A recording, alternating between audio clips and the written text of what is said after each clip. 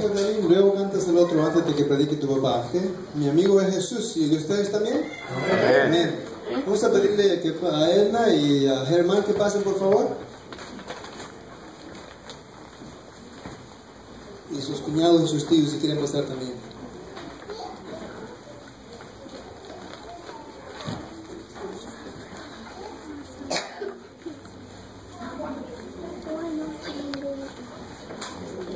¿Dónde está Juan? ¿Juan Gallardo?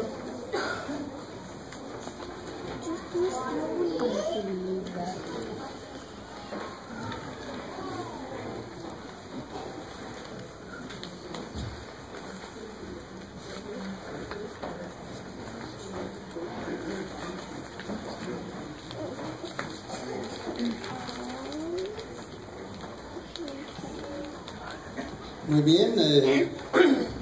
Voy a leer el libro de... Tengo que subir esto primero. De Marcos, el capítulo 10, del versículo 13 al versículo 16. Y le presentaban a Jesús los niños para que los tocase. Y los discípulos reprendían a los que los presentaban. Y viéndolo Jesús se indignó y les dijo: Dejad a los niños venir a mí y no se lo impidáis, porque de los tales es el reino de Dios. De cierto os digo que el que no recibe al reino de Dios como un niño, no entrará en él. Y tomándolos en los brazos, y poniendo las manos sobre ellos, los bendecía. Muy bien, siguiendo con esta costumbre bíblica, podemos recalcar con esta hermosa costumbre bíblica, Germán Vázquez y Edna Castro han venido delante de esta congregación a dedicar a su preciosa hijita Nelly Yaretsi Vázquez Castro.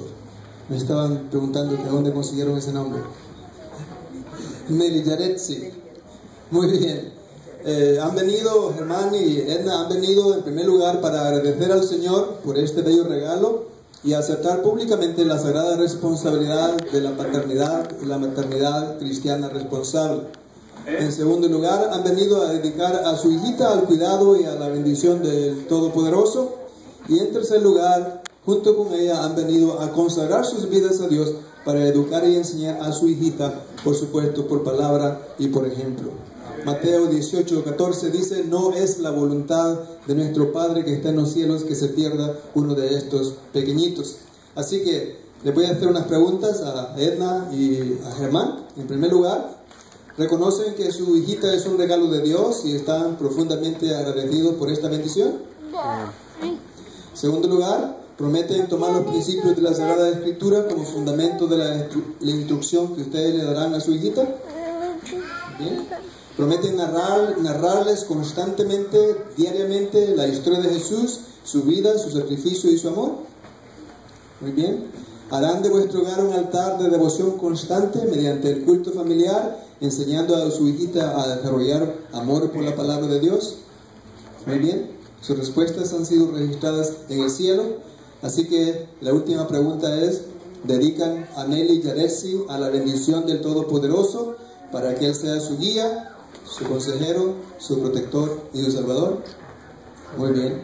Los testigos están aquí observando lo que ustedes acaban de mencionar, y el más importante aún, el cielo está con ustedes en esta hermosa responsabilidad. Vamos a arrodillarnos aquí los que estamos en la plataforma. Vamos a pedirle a Juan que tome a Nelly y ustedes inclinen sus rostros para hacer la oración de bendición.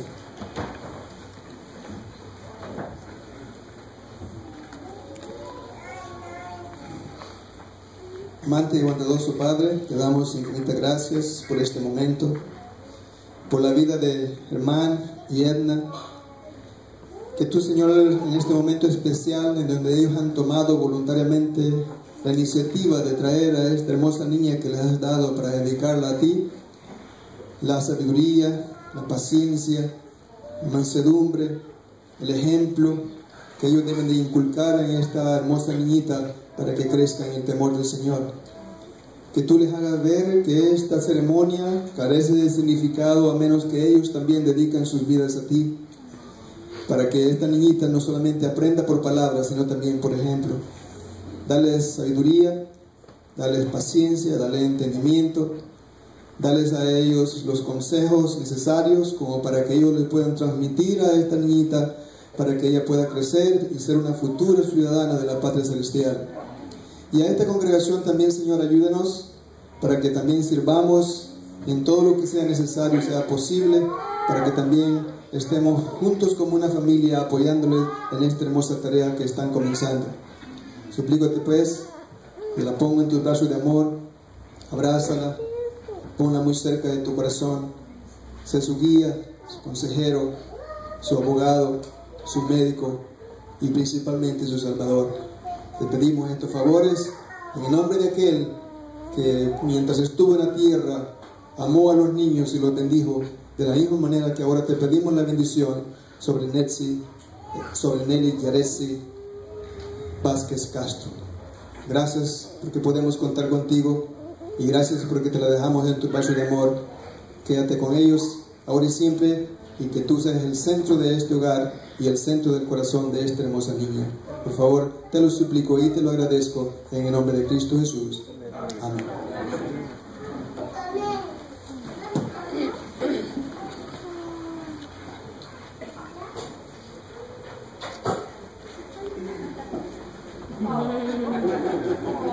Presento a la nueva integrante de la clase de cuna de nuestra iglesia. Amén.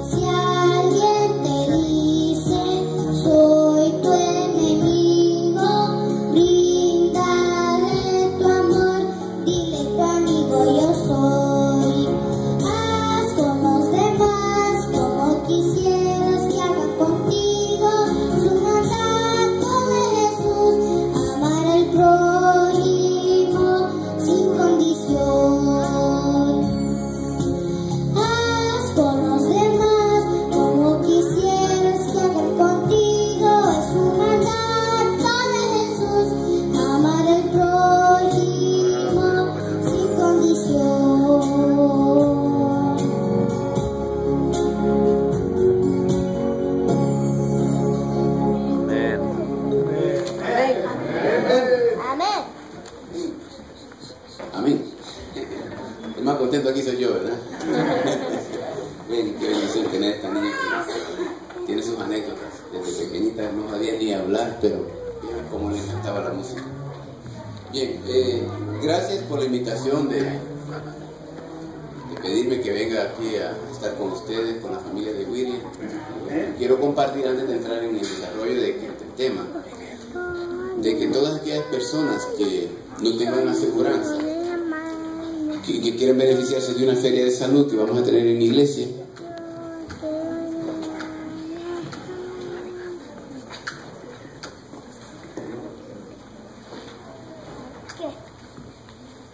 Uno. Que quieren beneficiarse de la Feria de Salud que tenemos en mi iglesia, en la iglesia central que está en la esquina de Hoover y la Alvarado, donde termina la Alvarado en la Hoover, frente al número 1 Market, entre la Pico y la Venice, para los que no conocen.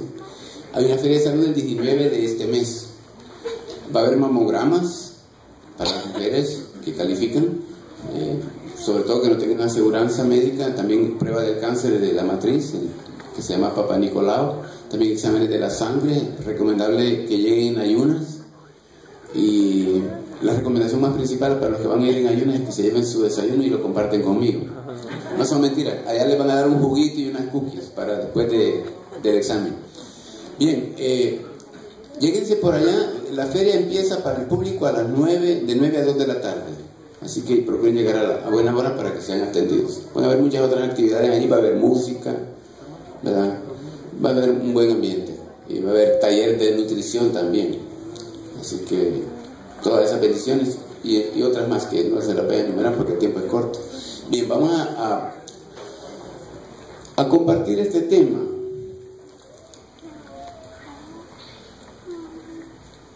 Espero que Dios me utilice. En el nombre de Jesús le pido a mi Padre Celestial que me utilice para llevar este buen mensaje.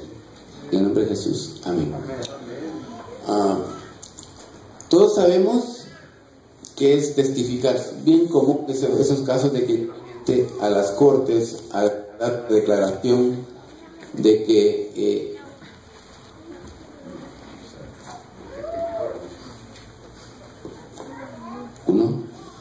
a dar una declaración de que un testigo hace constar de lo que ha visto y de lo que ha oído. Ese es un testigo. Y entonces testificar es eso, decir a otros lo que nos consta de vista y de oídas. ¿Este aparatito me sirve? Entonces el tema de hoy es el testimonio como un ministerio para los laicos. ¿Por qué es este tema? Si nosotros nos fijamos, gracias a Dios por los que hoy vinieron y son visitas y aún no han aceptado a Cristo como su Salvador personal, pero ellos son pocos a comparación de todos los que todos nosotros conocemos y que los invitamos a la iglesia y no asisten. Conocemos alrededor de quizás un 80 o 90% de todo el círculo de amistades y de familiares que tenemos no asisten a la iglesia cuando los invitamos. Pero si los invitamos a nuestras casas a compartir un fin de semana una comida, ¿verdad que sí llegan? Y si los invitamos aún más a un hotel, a un restaurante, con mayor razón llegan, ¿verdad que sí? De eso se trata este ministerio. ¿Cómo es que podemos hacer con aquellas personas que son de los más difíciles, de los más duros de corazón para poder llegar a los pies de Cristo? Y el tema nace por la misma condición como yo fui. Por eso se los traigo. Este es un ministerio que nace de la manera en cómo yo llegué a Cristo. Y eso quiero que en todas las iglesias, si es posible, se ponga en práctica. Porque así habemos muchos afuera, durísimos de corazón, que por más que a mí me invitaban a ir a la iglesia, no asistían. Incluso el amigo que me invitó a una organización que trabaja para Cristo, pero que no es una iglesia, aún así este amigo me tuvo que rogar 5 años. Siempre que me volví a encontrar me daba una invitación para asistir. Y yo no asistí por 5 años. Así que de eso se trata, hermanos. Que podamos nosotros ser de bendición a otros por medio de este ministerio que Dios ha dejado para nosotros. Es un ministerio que no es especialmente para los predicadores, ellos también lo pueden hacer, pero sobre todo es un ministerio para todos nosotros que no tenemos un don de predicar, que no tenemos un don de cantar, por ejemplo, pero Dios nos ha dado el don de que todos podemos contarle a un amigo cuál es nuestra experiencia personal con Cristo, y de eso se trata este ministerio. Sí. Sí. Entonces eso es lo que decíamos que es testificar, es decir a otro lo que nos consta de vista y oídas. Pero permítanme tomar agüita.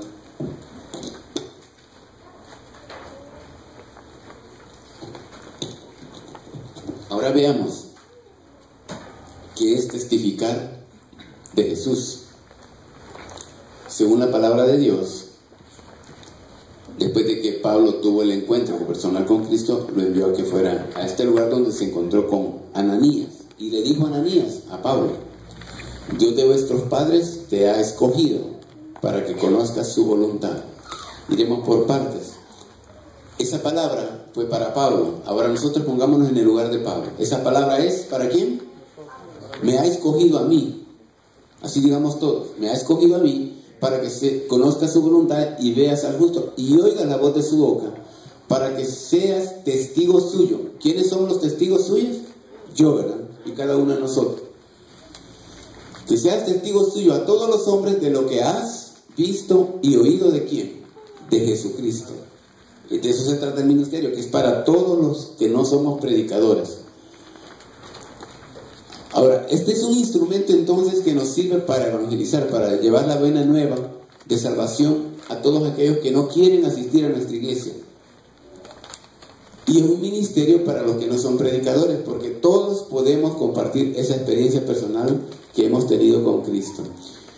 Y vuelvo a repetir este versículo en Hechos 26, 16 al 18, dice: para esto he aparecido a ti, dice. Para eso nos ha aparecido a nosotros el Señor Jesús.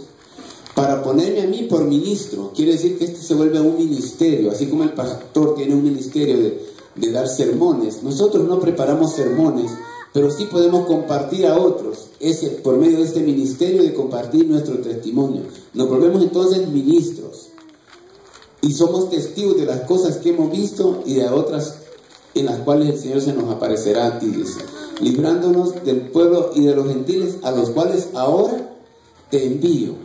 El Señor nos envía a nosotros a testificar, para que abra sus ojos, dice, para que se conviertan de las tinieblas a la luz, de la potestad de Satanás a Dios, y para que reciban por la fe que es en mí, dice el Señor Jesús, remisión de pecados y herencia entre los santificados. Entonces tenemos una misión, nos ha enviado el Señor a compartir el testimonio. Tiene una base bíblica, como podemos ver, la misma experiencia de Pablo ante el rey Agripa. Podemos ver cómo él estructura y cómo él presenta su testimonio en esas citas que vemos ahí, el capítulo 27 del libro de los Hechos. Y tiene otros beneficios que da. Esto, por ejemplo, al compartir nuestro testimonio, seguramente alguno de la audiencia se identifica con la experiencia mía.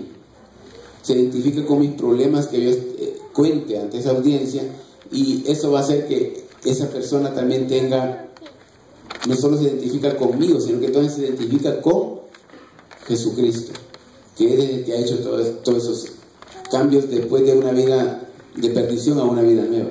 Tiene un efecto sanador tanto para el que lo expone como para el que lo escucha. Esos son los beneficios de contar un testimonio.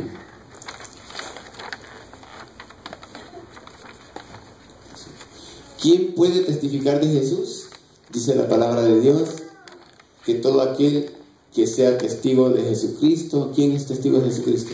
El que cree en el Hijo de Dios tiene el testimonio en sí mismo. Dice 1 de Juan 5:10. El que no cree a Dios le ha hecho mentiroso, porque no ha creído en el testimonio que Dios ha dado acerca de su Hijo. Entonces, el que cree en el Hijo de Dios, si todos nosotros hemos creído, tenemos también un testimonio del Señor Jesús. Entonces, todos nosotros podemos testificar de Jesús.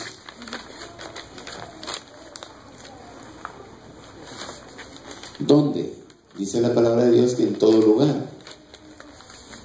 El libro de los Hechos, por ejemplo, dice: recibiréis poder cuando haya venido sobre vosotros el Espíritu Santo, y me seréis testigos, dice, en todas partes, hasta lo último de la tierra. Y ahí hay una promesa bien importante que la vamos a recordar en un momento. El libro de los Hechos, capítulo 1, verso 8, nos dice que lo haremos con poder cuando el Espíritu Santo haya venido sobre nosotros. Eso es lo que nos da el verdadero poder de contar un testimonio. ¿Cuándo? En todo tiempo. Dice 2 de Timoteo 4:2 que nos manda a que prediques la palabra y que instes a tiempo y fuera de tiempo, en todo momento, a todo tiempo. Ahora, otra pregunta importante: ¿cómo dar testimonio de Jesús? Esta es una de las partes más importantes, porque si no lo hacemos de esta manera, de la manera adecuada, lastimamos sensibilidades, diferentes creencias y tradiciones que la gente ha recibido conforme a la manera en que ha crecido, y le podemos lastimar sus sentimientos. Hay que tener mucho cuidado en la manera que contamos un testimonio. Aquí en la parte que está con letras rojas dice cómo no dar testimonio, qué cosas debemos evitar, porque por eso hacemos daño. En este caso dice no dar falsas esperanzas. Por ejemplo, decir una falsa esperanza de que si hoy me muero, ya mañana voy a estar en el cielo, ¿verdad que esa es una mentira? Entonces no hay que dar falsas esperanzas, porque no es esa la realidad. Hay que ir a la palabra de Dios y ver. Los que no han leído esa parte, los invito a que lean en la palabra de Dios qué es lo que sucede cuando uno fallece, porque esa parte no es parte del tema de hoy, pero bueno, queda una tarea para los que todavía no han leído la palabra de Dios con respecto al tema de la muerte. Y también dice no dar falsas amenazas, como por ejemplo, si no aceptas a Cristo ahora te va a parchar un carro a la salida. Eso no se debe decir eso. Tiene que ser algo natural. Entonces, esas cosas no hay que hacerlas. Dice también no usar un lenguaje teológico, como por ejemplo los lenguajes teológicos es usar, por ejemplo, un ejemplo que ustedes me pueden dar.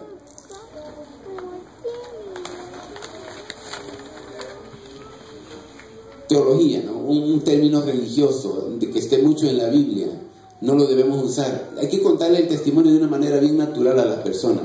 Así como cuando yo hago un negocio común y corriente, aunque esto no es común y corriente, pero hay que usar esa estrategia, hacerlo de una manera bien natural, sin lenguaje teológico, ni religioso, ni doctrinal. Eso va a venir después. Entonces, también no hacer críticas a diferentes organizaciones religiosas, a diferentes personalidades del mundo. Eso no hay que hacerlo, porque si yo, por ejemplo, le empiezo a hablar de quién es para mí la bestia, y si yo se lo digo, le voy a herir sus sentimientos a muchas personas. Entonces no debo usar ese tipo de cosas, no criticar ni mencionar personalidades ni instituciones religiosas para cuando yo cuento mi testimonio. También no darnos vanagloria. Muchas veces esto pasa, sobre todo cuando una persona, por ejemplo, tiene el don del canto, un buen cantante, ¿no? Y a veces en la manera de presentarse dice, no, pues yo estuve al nivel, por ejemplo, ¿cómo se llama? Un cantante famoso que ustedes conozcan del mundo. Y entonces ya mencionan el nombre, yo estuve con él y por poco me contratan para tal cosa. ¿Qué hizo allí? Se exaltó a sí mismo. Entonces hay que tener cuidado con eso, no decir cosas que nos están ensalzando mucho a nosotros, a nuestro ego, porque eso, en vez de hacer crecer el ministerio que Cristo está dándonos a nosotros, estamos disminuyendo a Cristo en ese momento, y hay que tener cuidado con eso. En vez de exaltarnos a nosotros mismos, debemos de exaltar el nombre del Señor Jesús.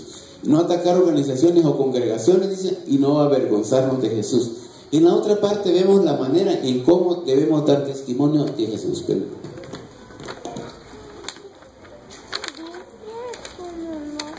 Lo que mencionamos hace un momento, ¿quién nos da el poder para dar un buen testimonio? Dijimos que es el Espíritu Santo. Hechos 1, el verso 8. Entonces, ¿cómo nos vamos a preparar? ¿Cómo viene el Espíritu Santo a mí para que yo pueda estar bajo la unción del Espíritu Santo? Tengo que estar en mucho tiempo de oración y mucho ayuno, si es posible. Un tiempo de preparación espiritual para que el Espíritu de Dios se manifieste. Para que no venga yo a decir las cosas de una forma tan común que el Espíritu de Dios no esté en mí y no impresione a las personas que están escuchando. Tiene que ser que el Espíritu Santo esté conmigo para que Él dé el poder de poder dar de una mejor manera. De una manera tan especial que pueda tocar los corazones de los que todavía son incrédulos. Y el poder lo da lo mismo que dijimos, la unción del Espíritu Santo. Con un lenguaje natural hay que hacerlo. Hay que hacerlo con claridad, con veracidad, con sinceridad, dando gloria al Señor Jesús. Pero sobre todo, que lo que yo diga con palabras sea respaldado con mis hechos. Porque si ustedes se fijan, ¿qué es lo que nos dicen los amigos allá afuera?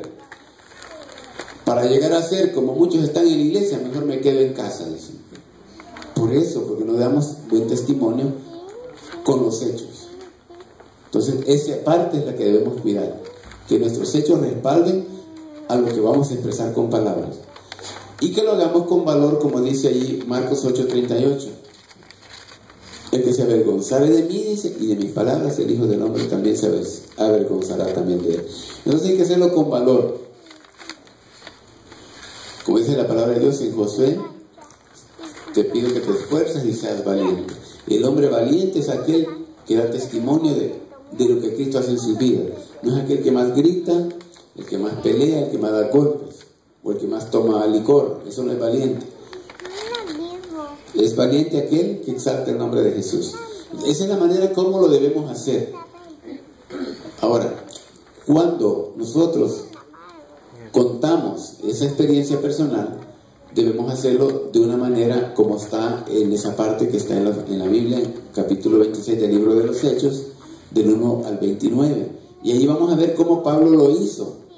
Si ustedes se fijan, allí en la primera parte, los versos 4 al 11, Pablo contó su vida anterior, donde había nacido, que era judío, que era fariseo y que era perseguidor de los cristianos. Eso en resumen, eso es lo que dice ahí. Y eso se estructura también en el tiempo de exposición, en un 25% de su tiempo. Si ustedes le dieron 10 minutos para contar su historia, procura distribuir eso en ese tiempo. Luego viene Pablo y cuenta su conversión, cómo fue que él se encontró, o cómo fue que Jesús lo encontró a él. De una mejor manera para decirlo correctamente es cómo Jesús lo encontró a él. Iba, dice él, caminando hacia Damasco cuando vio una luz del cielo que sobrepasaba el resplandor del sol, que le causó una gran ceguera, y que escuchó una voz que le decía: ¿por qué me persigues? Y la voz le siguió diciendo: yo soy Jesús a quien tú persigues. Y luego sigue diciéndole para qué le ha aparecido, que es la parte que ya leímos unos minutos antes. Esto debe estructurarse como aproximadamente un 20% del tiempo de exposición. Y luego la vida posterior. Si ustedes se fijan, esto es lo que más hay que darle énfasis. Un 45% de su tiempo en la exposición debe dedicarse a eso. Y ahí Pablo cuenta entonces que no fue rebelde a la visión celestial, sino que empezó a anunciar primero a los de Damasco y Jerusalén y por toda Judea, y a los gentiles a que se arrepintiesen y se convirtiesen a Dios. Y dice: persevero dando testimonio a pequeños y grandes, diciendo todo cuanto los profetas y Moisés dijeron que había de suceder, que Cristo había de padecer y ser el primero de la resurrección de los muertos, para anunciar luz al pueblo y a los gentiles. Entonces esta es nuestra manera de cómo debemos estructurar un testimonio. Y al final, Pablo también hizo un llamado al rey Agripa. Esa es la parte final. Debemos dedicarle un 10%, un 5% a esa partecita de hacer un llamado a aceptar a Cristo. Eso es lo que hizo Pablo ante el rey Agripa. Y ahí podemos ver cómo nos da un ejemplo, una buena enseñanza de cómo compartir nuestro testimonio.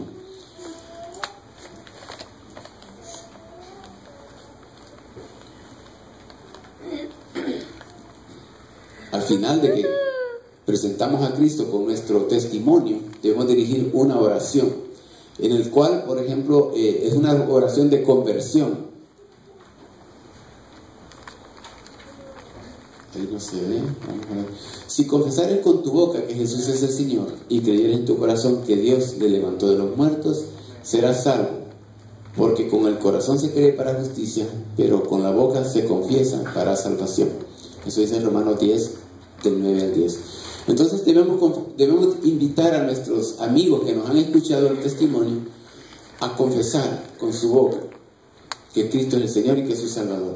Y lo estamos invitando a que acepte a Jesucristo como su Salvador personal. Y en la oración debe haber, cuando ellos hacen la confesión, debe haber una oración de reconocimiento de nuestros pecados, y debe haber un arrepentimiento y una declaración de que rompemos por completo con esos pecados del pasado y aceptamos a Jesucristo como nuestro Señor y Salvador, y pedir de ahí en adelante la dirección a Dios para que nos dirija de ahí en adelante, y tener una acción de gracias en nuestra oración. Esos son los contenidos más o menos de una oración que se debe tener para cuando dirigimos una oración, para cuando las personas han escuchado nuestro testimonio.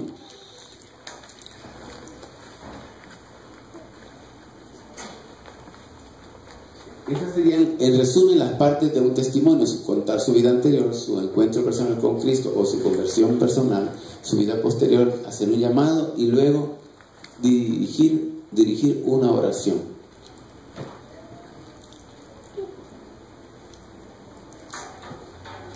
lo más importante que les traigo es compartirles cómo fue mi vida y cómo es que Cristo me trajo a mí. Y yo creo que la enseñanza de antes es para que la pongamos en práctica, y la invitación es que lo hagamos en nuestras casas, así como a veces tenemos reuniones de estudios bíblicos, y tengamos reuniones de esas que más nos abundan los invitados, los que nos visitan. Nos invitan a ustedes a pasar un fin de semana reunidos en casa, pero tengan un evento ya planificado de quién va a compartir un testimonio, quién va a presentar a Cristo para que esas personas vengan a los pies de Cristo. Entonces yo les voy a contar mi vida, así como yo andaba. Ahora digo gracias a Dios, pero antes yo me creía el tipo de la película que todo lo podía vencer. Yo fui hijo de una familia de escasos recursos. Mi papá, pues los que saben los beneficios de café saben qué es lo que puede ganar alguien que trabaja en un beneficio de café. Mi papá trabajaba en un beneficio de café, y así fue como él me ayudó a salir adelante en los primeros años de estudio.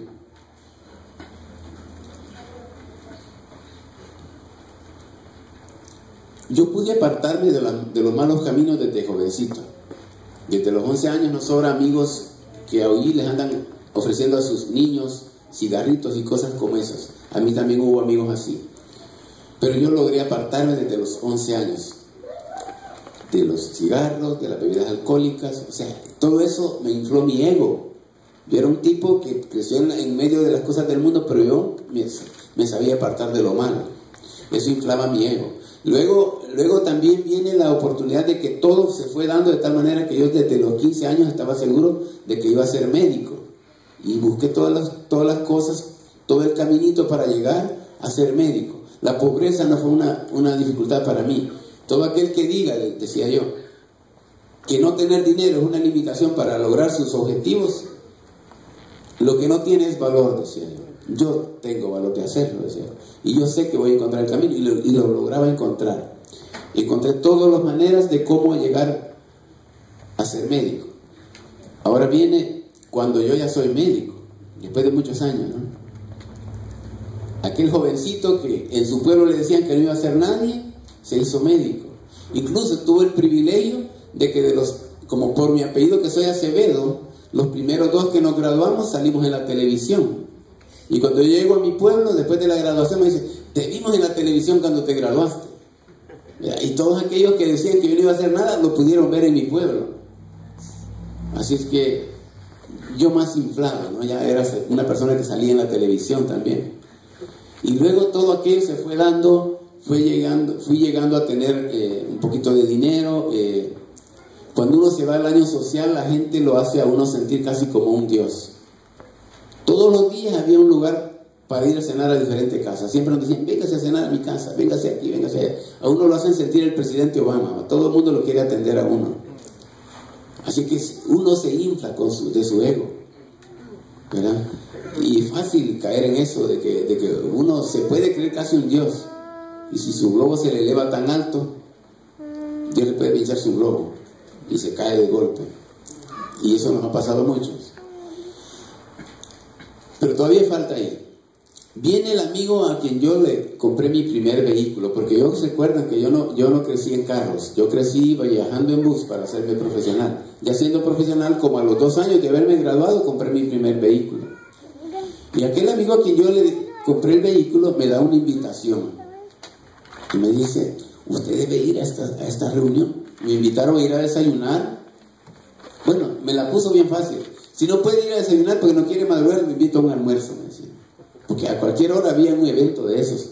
Y si no, pues vamos a una cena. Me la puso tan fácil, pero yo nunca fui por 5 años.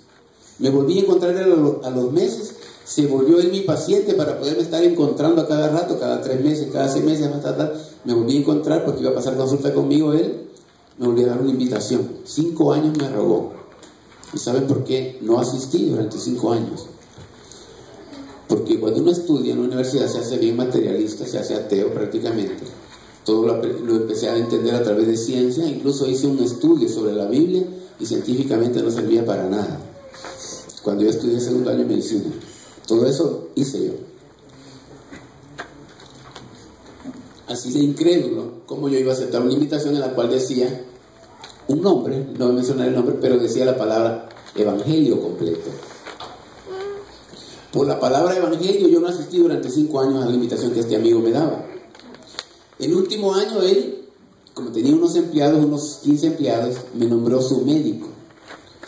Y todos los meses, al final del mes, me invitaba a un restaurante a compartir una comida en cualquier restaurante. Y platicábamos y ahí me pagaba. Eso fue en el año 90.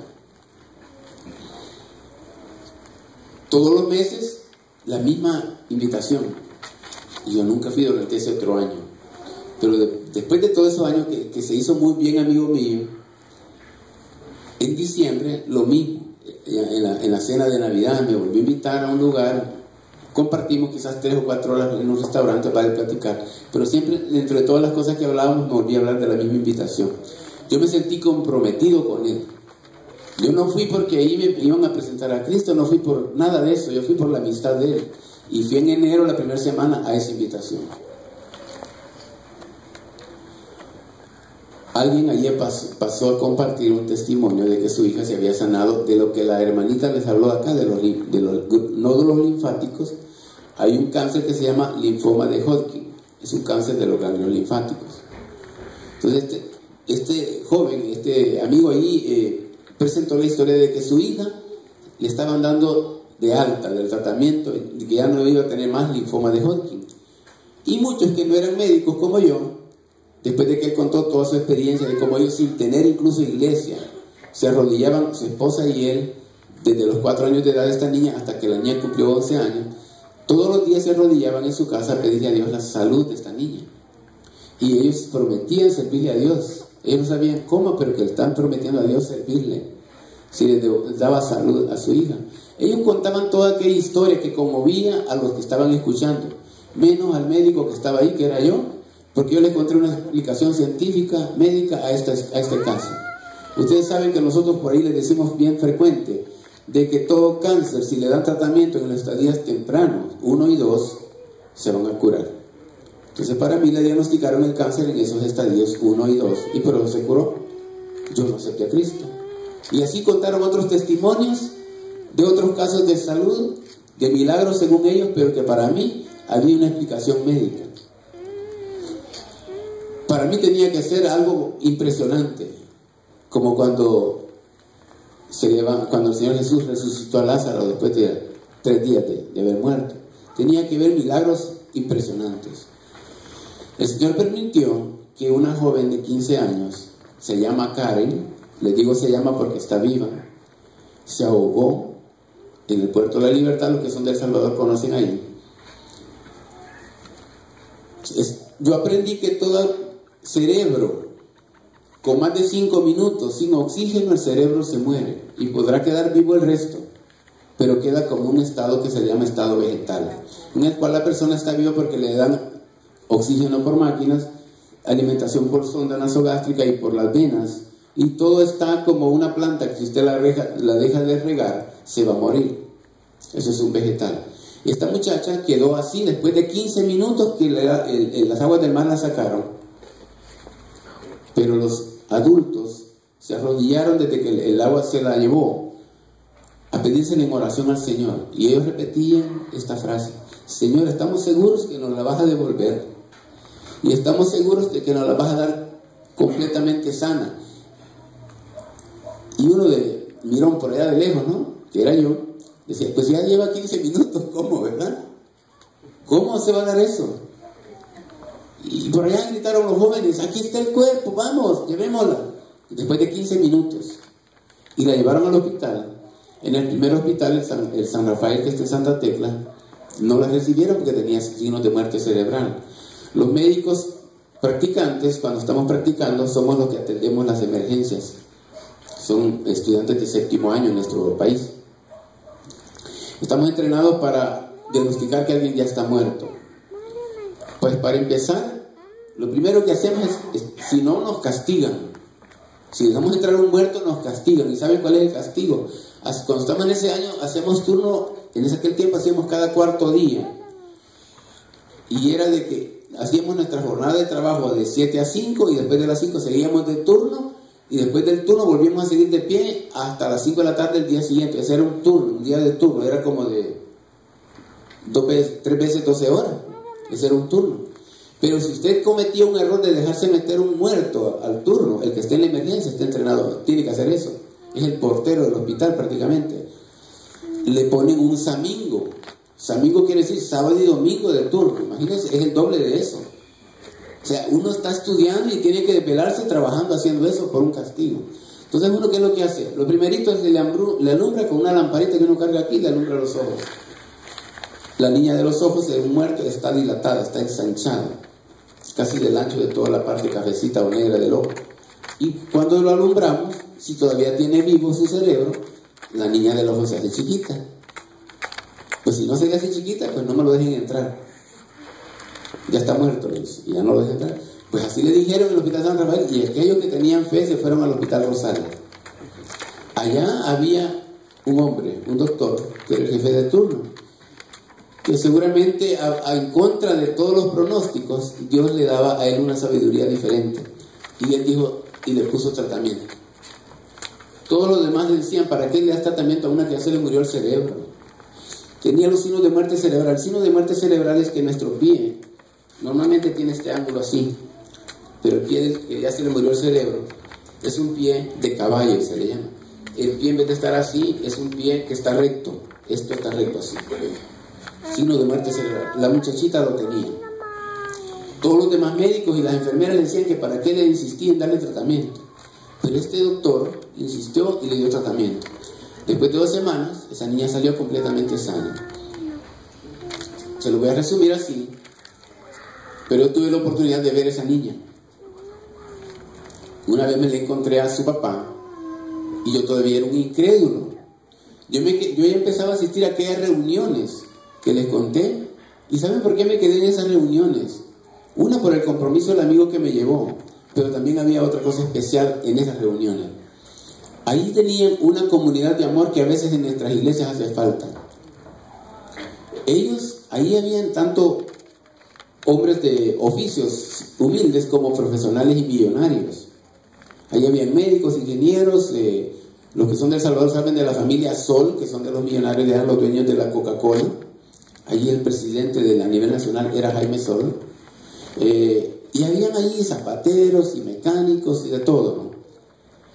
Y los que tenían dinero compartían sus propiedades con los humildes. Les decían, allá está mi rancho en la playa, cuando lo quieran usar, pueden llegar. Pero claro, no era para hacer un desorden, una orgía o una fiesta de esas del mundo, sino que para hacer algo para el ministerio de Cristo.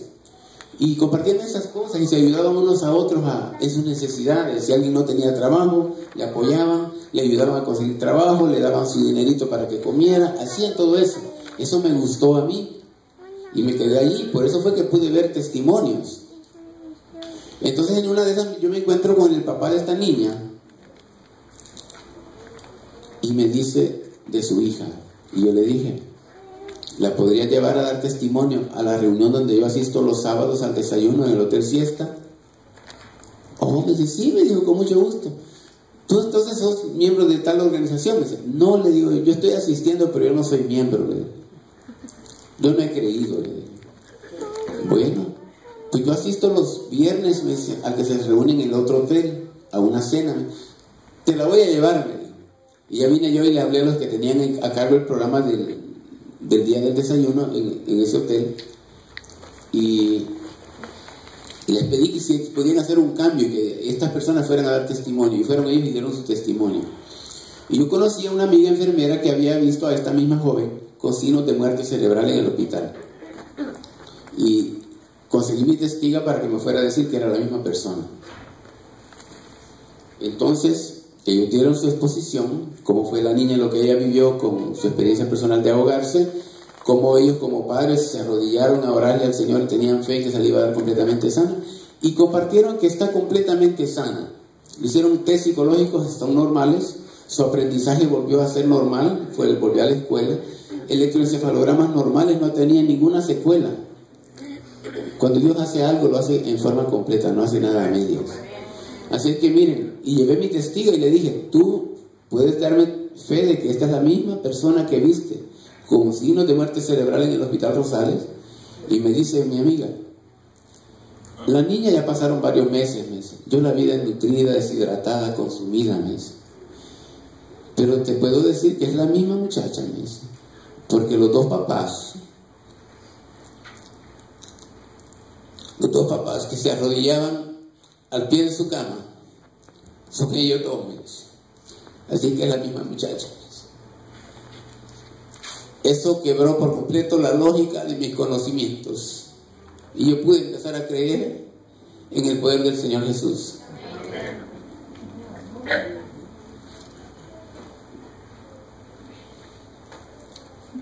También aprendí como médico que todas las personas que les da embolia pulmonar, y para todos ustedes que son mayores de 50 años, la embolia se origina porque estamos mucho tiempo en una misma posición sentados y se forman coágulos en las venas.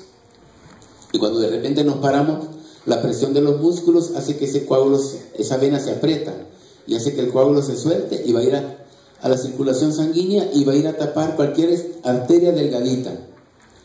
Que ya sea en el cerebro, va a causar un derrame cerebral por embolia.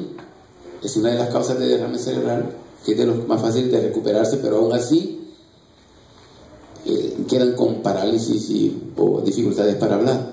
Pero es una embolia cerebral. Puede también darse un infarto en el corazón por una embolia en las arterias coronarias, como también se da una embolia en los pulmones. Pues ese fue el caso. Todas las personas, aprendí yo, que les da embolia pulmonar, se mueren en horas o en meses, pero se van a morir. Y un joven allí, en esas reuniones, pidió que oraran por su mamá porque le había dado una embolia pulmonar. Y pasado un mes la lleva a dar testimonio y a dar gracias al Señor Jesús en primer lugar y a los amigos que habían orado por ella. Y la mujer estaba sana. Y yo dije, no se pueden haber equivocado los médicos, porque ese es un diagnóstico que nadie se equivoca. En la radiografía de los pulmones lo que hay es una imagen de mariposa bien definida. Y ese es un diagnóstico que confirma, esa radiografía confirma el diagnóstico de una embolia pulmonar. Entonces yo dije, no, pues no se equivocaron, eso nadie se equivoca. Hasta el portero del hospital sabe ese diagnóstico. Decimos nosotros, ¿verdad? Porque son cosas fáciles. Entonces no se equivocaron. Entonces yo ya fui ablandado, como decimos, a golpe, ¿verdad? Que tenía que darme donde a mí se me quebrara la incredulidad. Y así yo me fui ablandando. Un amigo, sucede que un día yo había visto ya cómo oraban por los enfermos. Eso fue un aprendizaje que yo tuve en aquellas reuniones. Pero yo había aprendido eso cuando me tocó a mí ponerlo en práctica, orar por un enfermo. Me llevó un amigo a San Francisco Gotera a visitar unas tías de él que tenían su bronquitis crónica, asmáticas. Pero después de atenderlas a ella, pasando por un lugar de esa ciudad, me dice, en esa casa está un señor que tiene 5 años de estar loco. Vamos a verlo, me dice. Cuando uno es médico general o médico familiar, como le dicen acá, uno está entrenado a ver de todas las enfermedades, de todo, ya sea de pediatría, ginecología, hasta psiquiatría y todo eso, sabe uno. Entonces fui y lo entrevisté al señor. Y después de entrevistarlo le digo, mire, le digo, en vez de que usted tome una medicina que él tomaba Largactil de 50 miligramos cada 8 horas, en vez de que tome eso, yo le puedo dejar una medicina que sea más cómoda para usted, que la tome cada 24 horas. Pero siempre va a pasar lo mismo. ¿Se ha fijado que cuando usted deja de tomar la medicina, porque usted intencionalmente la deja de tomar porque se siente ya bien, el trastorno vuelve? O si a usted se le olvida la medicina, el trastorno vuelve. Su delirio de persecución, de que lo iban a asesinar a él. Él tenía 5 años de que de su cuarto no había salido ni siquiera para bañarse, nunca vio el sol durante 5 años. Allí en su cuartito hacía sus necesidades fisiológicas, ahí comía, nunca vio el sol por 5 años. Yo había visto cómo oraban por los enfermos. Se me ocurrió decirle, hay una mejor solución. En vez de que yo le cambie de medicina y que siempre sea dependiente de la medicina, yo le ofrezco esta otra alternativa. ¿Qué le parece si mejor le pedimos a Dios que lo sane? Y entonces usted ya no va a depender de las medicinas. ¿Le parece bien? Sí, me dijo. Si ustedes se fijan, las cosas suceden con un propósito. Era para que yo terminara de creer, por un lado, pero a saber qué otro propósito tenía con ellos, a saber qué tipo de gente eran ellos, que yo no sé cómo eran. Pero pasó el tiempo y luego vine ya, después de la entrevista del enfermo, llamé a la familia y les dije, miren, esto pasa y esta es la solución que les ofrezco. ¿Están de acuerdo? Sí, dijeron todos. Les dije, vamos a arrodillarnos Y ustedes en silencio, únanse a la oración que yo le dirija a Dios. Oré por el enfermo y me fui. Pasaron los meses y como a unos 6 meses, el amigo que siempre visitaba a sus tías a ese lugar, y regresaba a Santa Tecla, me dijo, ¿se acuerda del señor que estaba loco aquella vez que visitamos San Francisco Gotera? Me dice, y se acuerda que usted oró por él. Me dice, pues me dice que me lo están invitando a que vaya a celebrar con ellos. Desde que usted oró por él, me dice, está completamente sano. Y ahora todos asisten a una iglesia cristiana, todos son cristianos. Entonces, eso confirmó poco a poco que yo aceptara a Cristo como Salvador personal. Yo era de los más durísimos. Y todos aquellos que ustedes tienen afuera, familiares o amigos, que jamás quieren venir a una iglesia, van a creer cuando un hombre les cuente su experiencia personal. Diferentes situaciones que se dan.